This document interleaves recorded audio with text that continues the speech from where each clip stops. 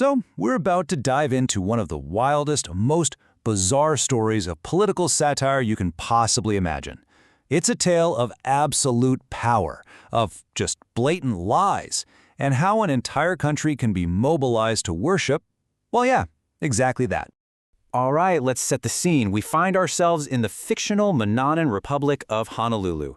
And here, the very idea of a national treasure is about to get a very strange update. And there it is. This is the central object of our whole story. It's this really visceral image that just pulls you right into the absurdity of it all. It perfectly sets the stage for everything that's about to unfold. So this is the big question, right? How on earth does this happen? We're going to unpack how every institution you can think of, the courts, science, academia, can be twisted and warped to force an entire population to accept an absolutely unbelievable lie as the undeniable truth. This isn't just a funny story. It's a terrifying masterclass in how power works. Okay, so to understand how this all gets started, we've got to meet the man at the top. The one whose massive ego is driving this whole insane narrative. Let's meet the president.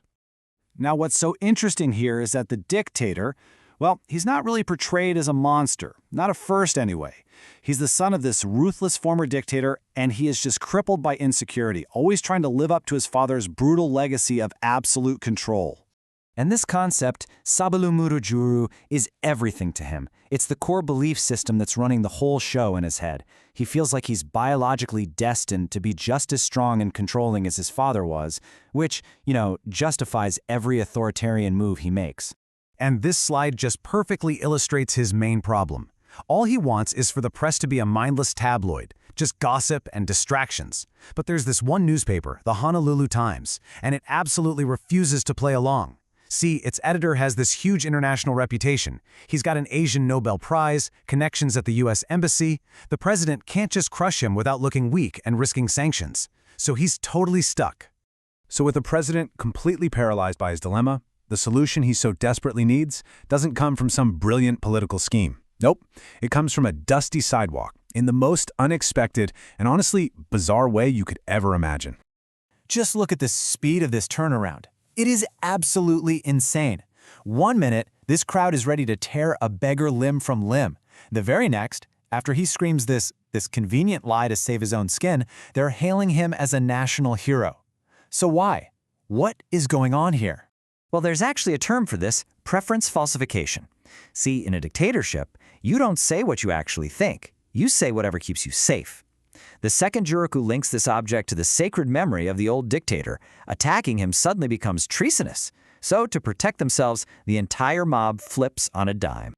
Okay, so now that this sacred object has appeared out of nowhere, the state can't just ignore it. The lie has to be validated. It has to be woven into the very fabric of the nation. Let's watch how they build this thing, pillar by pillar. The state has a playbook, and it systematically captures every single institution that society relies on for truth. It's a 5-step process to turn complete absurdity into reality, and it all starts with the appearance of scientific proof. Just think about that number for a second, $42,000. In a country where people are literally fighting over sidewalk space to sell their goods, the government spends a fortune to DNA test a piece of poop. And guess what? Predictably, the result comes back positive. The lie now has a scientific seal of approval. Next up, the judiciary falls in line. The High Court, without even being asked, jumps in to declare the object sacred. And this detail about the uninterrupted electricity, it's just perfect satire. It means the excrement gets better infrastructure than the country's hospitals and schools. Then comes academia. You'd hope the universities would be a firewall against this, right?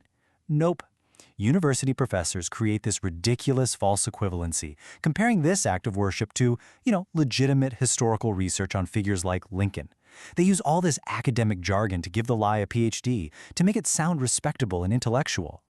And finally, you've got the artists. Poets start writing these grand odes, giving the object these patriotic, soaring titles.